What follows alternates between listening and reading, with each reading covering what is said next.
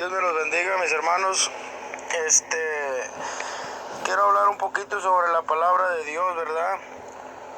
Para todo aquel que no quiere creer en la palabra o que le falta un poquito más de fe. Esta es una reflexión nomás, ¿verdad? Bíblicamente, una reflexión bíblicamente.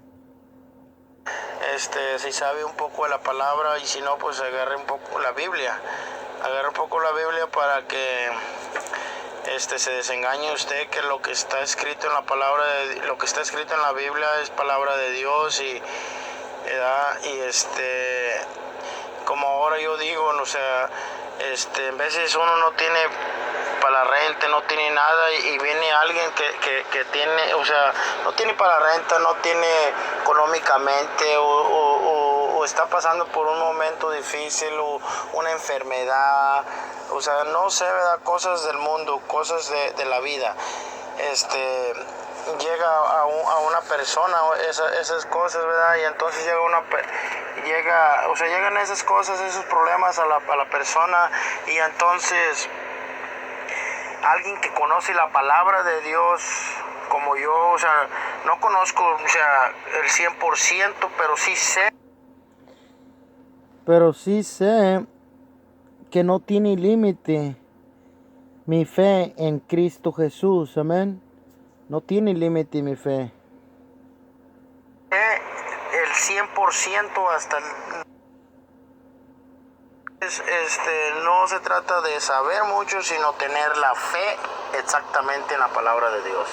Claro que si uno supiera todo lo demás, o sea, todo totalmente, pues estaría mucho más mejor, pero nadie puede saberlo todo, amén. Entonces, lo que quiero dar a entender que agarremos esa palabra, ¿verdad? Que cuando viene alguien y nos dice, mira, vas a hacer esto, o sea, te va a bendecir el Señor o cosas así, es porque el Espíritu Santo le pone a esa persona, ¿verdad?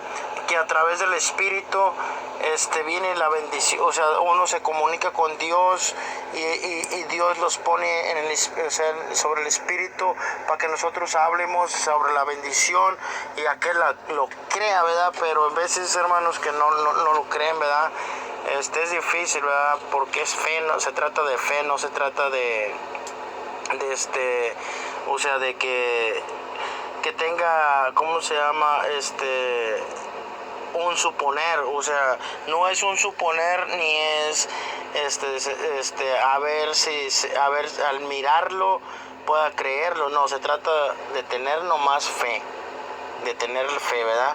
Entonces, por lo que está escrito, como les digo, en la Biblia es palabra de Dios y es verdad, ¿verdad? Como cuando el Espíritu en el agua no había, ¿cómo se llama? No había nada, ¿verdad? Existía nomás la pura agua, y entonces nomás el Espíritu se movía en el agua, ¿verdad?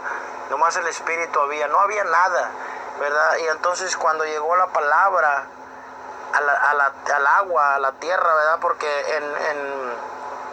si miramos en Hebreos del 1 al 2, Si miramos en Hebreos del 1 al 2 y Génesis del 1 al 2 también, ¿verdad? Que Dios, o sea, que nomás, que ahí estaba Jesús, y ahí estaba, o sea, el Padre, ahí nomás moraba, el Espíritu Santo sobre el agua, sobre la paz del agua, ¿verdad? Era el que moraba nomás el Espíritu Santo. Lo que estoy tratar de dar a entender con eso, que nomás, era nomás el puro espíritu solo, o sea, que nomás era solo el puro espíritu que estaba sobre el agua, o sea, nada más había, no había nada más. ¿Por qué? Porque no había palabra, nomás no había palabra, y la palabra de Dios tiene vida, y fue cuando él comenzó a hablar, y la palabra, o sea, es espíritu y es vida, ¿verdad? Y entonces comenzó a hablar, Dios dijo, hágase luz, y se hizo luz, ¿verdad?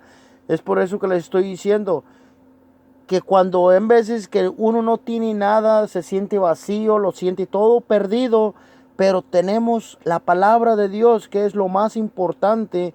Entonces, si Dios con la palabra hizo el universo, hizo el mundo, eso es lo que yo les estoy tratando de dar a entender, hermanos, ¿verdad?